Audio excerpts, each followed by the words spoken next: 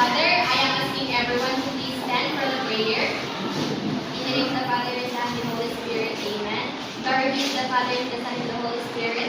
From the beginning, is now, and forever shall be, world without end. Amen. Father, the Son, and the Holy Spirit, Amen. Good afternoon, class. Good afternoon, teacher. Okay, good afternoon. So before you sit down, please make sure that your chairs are properly arranged and pick up some pieces of papers under your chair. Are you done? So if you're done, please sit down and let me check the attendance first. Is there any student absent today? No. Very good. So class, how are you? Good. Better than yesterday? Yes. Yes, alright. Now I want you to read our classroom rules. Okay, everybody read. Listen attentively. Number 2. Always participate in class activity. Number 3. Raise your hand before talking or answering. And last. Respect everyone inside the classroom. So these are the rules that you need to observe, okay? Yes, teacher. Very good. So now, I am going to read a line. And you are going to do is to clap once for each syllables of the line. You get it? Yes, teacher. After that, you need to say the number of how many syllables does the line consist of. Let's start. The first is soft wind gently blows. Soft wind gently blows. How many syllables? 5. Are you sure? No. Yes, teacher. Okay, let's check. Okay, correct. Okay, next line. Leaves are dancing in the air. These are dancing in the air. How many syllables? 7. Are you sure? Yes. Okay, perfect. Okay, last one. Trees wave peacefully. These days is true. How many syllables? 5. Are you sure? Yes. Sure?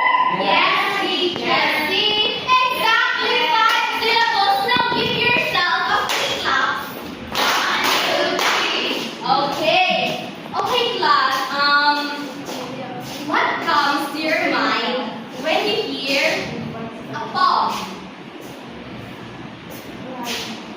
What? Go. Right. Yes, right. So, class, can be a poem be very short? Teacher. Yes? Yes. So now I want you to stand up because we are going to sing.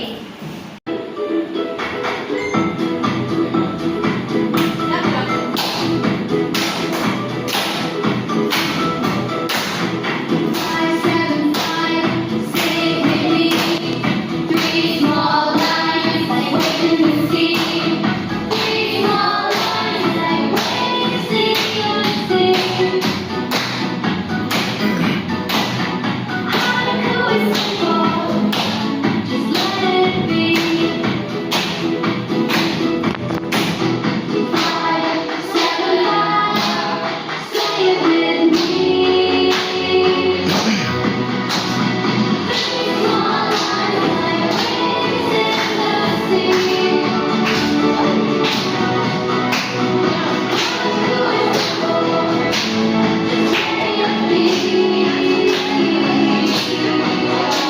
Okay, very good. Okay, please sit down.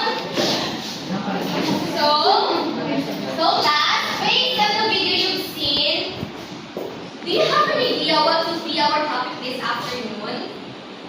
Based on the lyrics, do you have an idea? Yes? I know, teacher. Yes, so our topic this afternoon is all about a haiku poem. So do you have an idea what is haiku poem? But before we continue to our discussion, I want you to know our learning objectives. So please everybody read.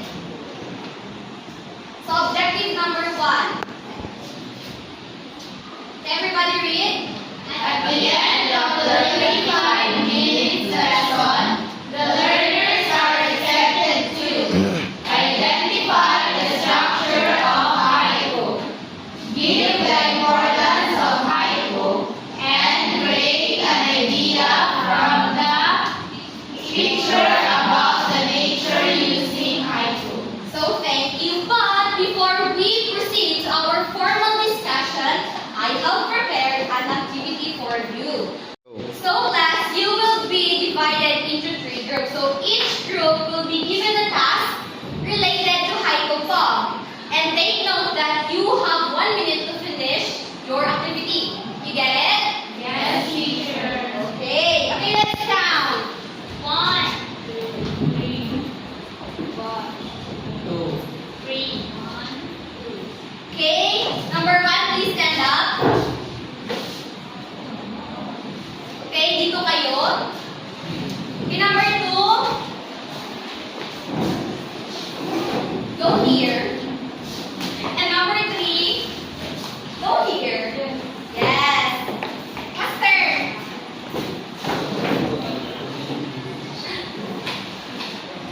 So, 3, don't open it ha. 2, ma'am. 3. Yes.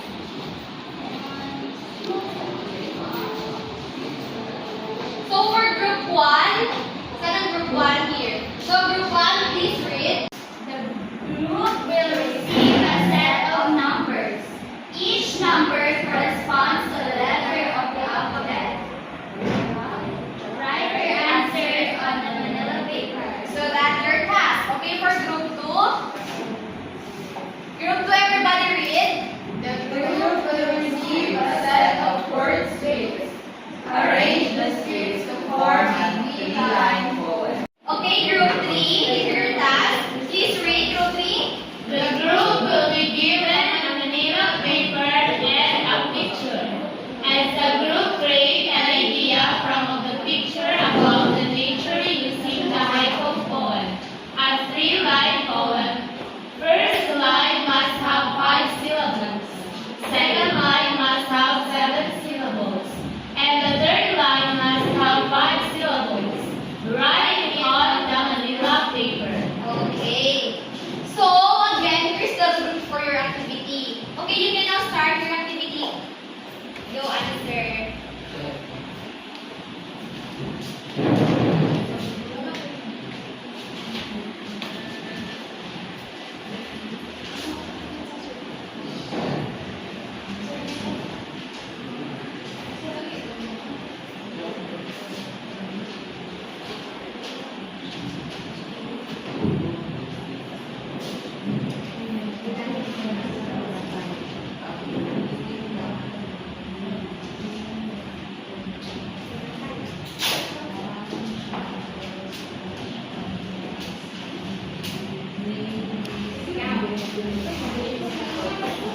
Five.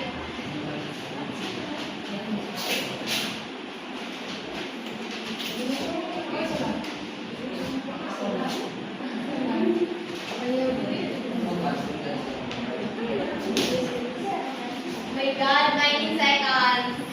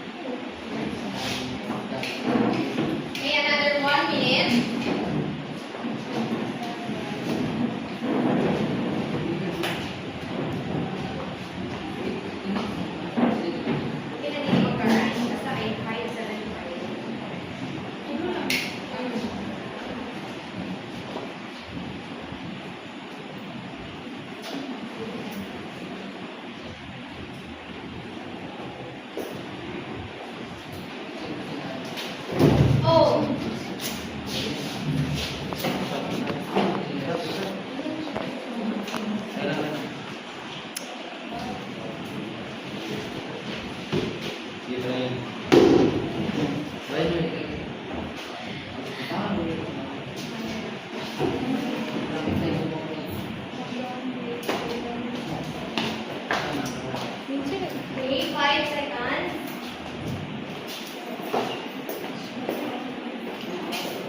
Okay, time is up.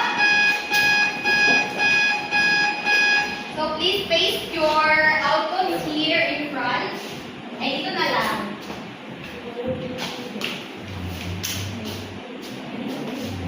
Okay, nag-paste na ka na.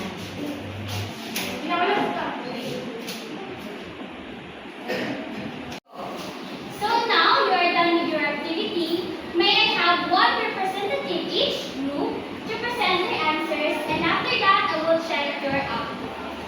To group number 1.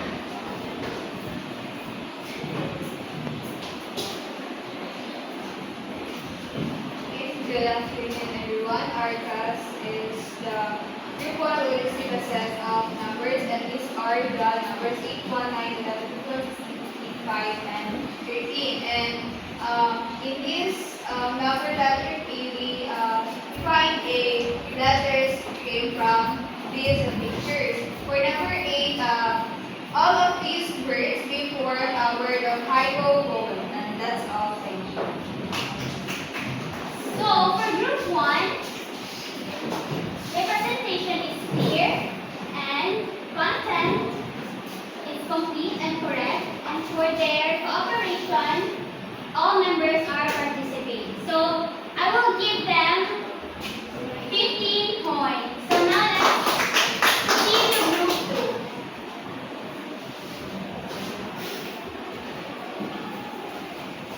So, our group received a set of word groups and we arranged them into a 3-line form of poem. So, the first line, we have 5 syllables, which is birds flying in the sky. The second line, full and quiet calm and morning.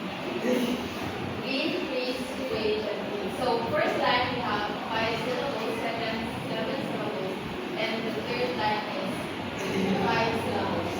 So we script it in the paper and that's our class. Very good. So now let's check. Their presentation is very neat and clean, content complete and correct, and their cooperation is they're all participated. So I will give them also 15 points. So now let's see.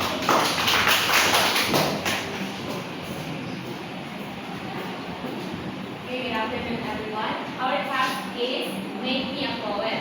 So we create an idea of the picture about the nature using the hypo poem and a 3-line poem. So we that is clear water ripples. So the first line must have 5 syllables. So clear water ripples is 5 syllables. Then the second line must have 7 syllables. Then calm shadows stretch on warm sand. So 7 syllables. And the third line must have 5 syllables also. So they drift into hush. So that is 5 syllables. Okay, very good. So now let's check. Their presentation is very neat and clean, and the content is complete and correct. And they're all participated. So I will give them also 15 points. So now we'll go back to your proper seats.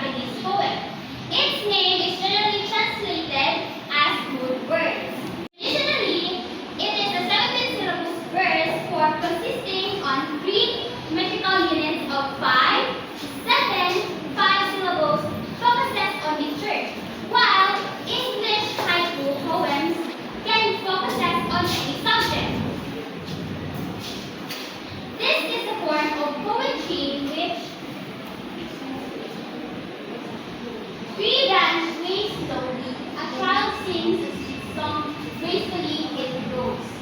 This is a form of poetry which is to be written, read, and understand as an independent poem, complete rather than a part of a long chain.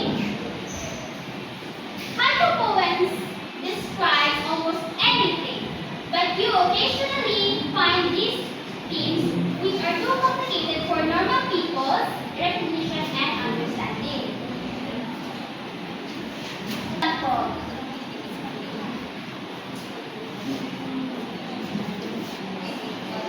Some of the most thrilling haiku poems describe daily situation in a way that gives the reader a brand new experience of a well-known situation. Example. Is written in the present tense and often have no punctuation. So, now class, did you understand our topic? Yes, sir. So, again, what is haiku? Okay, Jemarkin. Haiku, sir, is a Japanese poem that consists of 3 lines. Very good. So, next, how many syllables are there in each line? How pretty? The syllables are 5 in the first line, 7 in the second line, and 5 in the last line. Okay, correct. So, last question. How many syllables are there in haiku? Okay, Rhea? A haiku has 17 syllables in a poem. Okay, very good. All your answers are correct. So, even though haiku is short, you can express deep feelings and ideas and observations about nature and everyday life. So, even though haiku is short, you can express deep feelings, ideas and observations about nature and everyday life. So that's why haiku is simple but meaningful form of poetry. Okay, class, go back to your groups.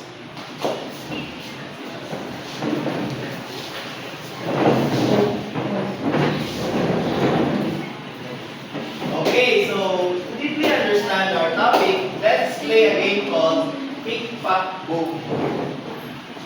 Okay, so are you guys ready? Yes, sir. Okay, so here's the mechanics. Kindly read. The teacher says pick, pack, boom, followed by a group number. The group whose number is called must stand quickly. Any member who is late to stand must answer the question.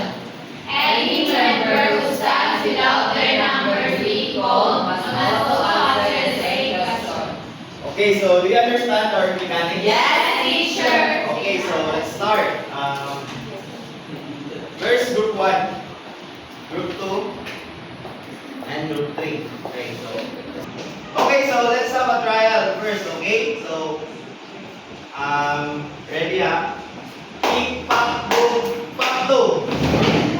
Okay. Pick, pack, boom, pack 1. Pick, pack, boom, pack 3.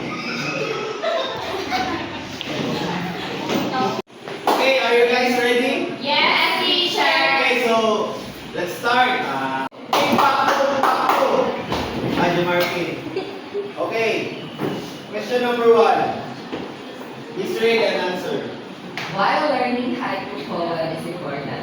For me, sir, learning haiku poem is important because even though haiku poem is only consists of 3 lines, you can still express your feelings. Okay, very good. Okay. Okay, Lisa. Okay. Read and answer. How can writing a haiku poem help you? Writing a haiku poem helped me express my feelings. Okay, very good. So,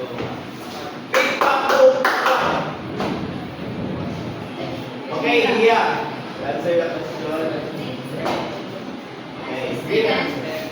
As a student, how can you use haiku poem in your daily life situation? As a student, sir, I can use haiku poem to stay calm and Okay, very good. So, any questions and clarifications? No, sir. Okay. Okay, that's a very good answer, everyone. So for that, let's give ourselves 3 claps.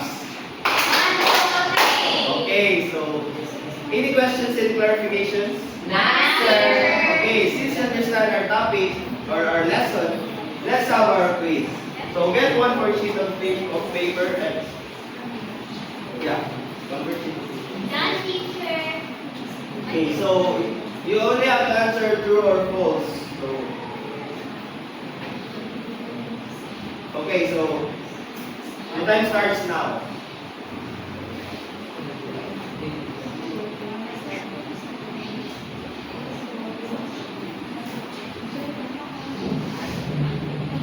Okay, so are you guys done? Yes, Okay, teacher.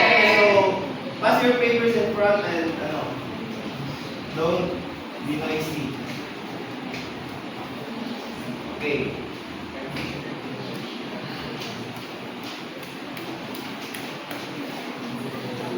So any questions and clarifications? None, sir. Okay, if not, class dismissed.